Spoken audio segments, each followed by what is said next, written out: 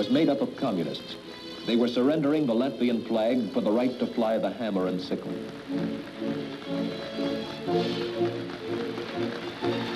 The audience was made up of representatives of the other states in the Union of Soviet Socialist Republics. Kirchensteins read his speech badly in Latvian. It had been written in Moscow, and he had not had a chance to study it.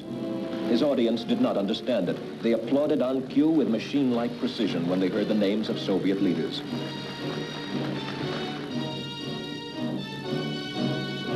Other Soviet leaders besides Stalin were Khrushchev, Malenkov, and Zhdanov. On August 5th, 1940, Latvia joined the Soviet Union. Estonia was next.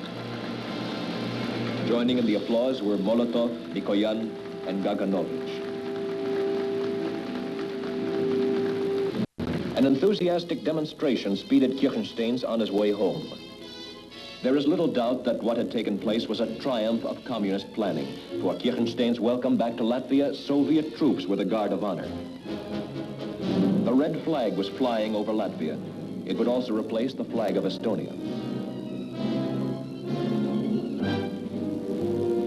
Under the new regime, national holidays were declared at frequent intervals, sometimes as often as once a week.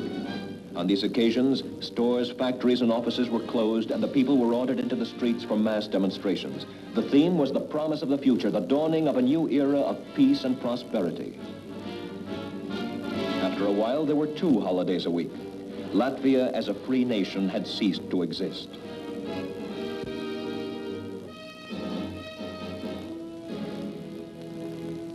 We had been independent for exactly 22 years, 5 months, and 27 days.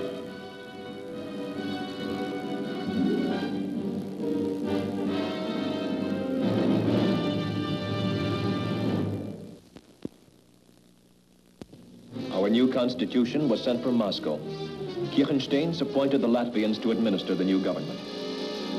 Yanis Asnis, 11 sentences for felonies, released from prison June 21st, became inspector of police. Janis Buczynskis, professional thief, serving 3 years and 6 months, chief of the Red Guard.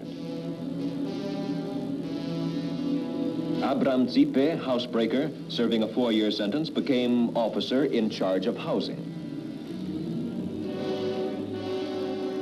Zipe Gutmanis, a felon serving 3 years and 6 months, appointed prefect of the 2nd Police District. August Zelmins, burglar, serving 6 years. He was appointed chief of police of Daugavpils. Matis Baltenikas, thief, serving 2 years and 1 month, was appointed chief of police of Liepāja. The new government, appointed by the communists, would govern according to directives from Moscow. Those directives bore little resemblance to the Constitution.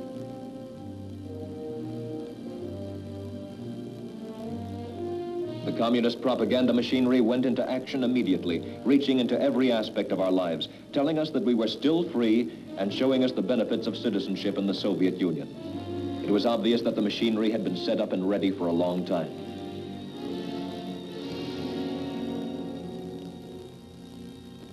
Latvian movies made in Moscow replaced our own. There were a great many of them, and it must have taken months to prepare them. Radio Riga was taken over. The only news broadcasts we could receive came from Moscow in Latvian. Every newspaper in the Baltic countries had its name changed. All stories adhered strictly to the party line. Other sources of information were cut off. Our only Latvian newspapers were put out either by Russians or by Latvian communists.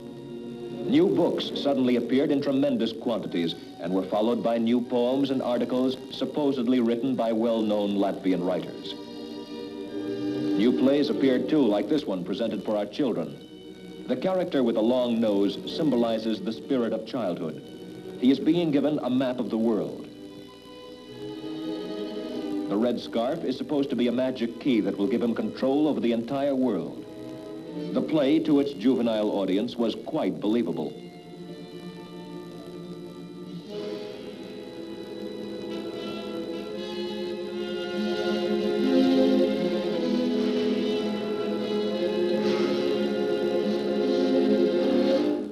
This is a news story denying a rumor about nationalization and promising that the rights of private property will be respected.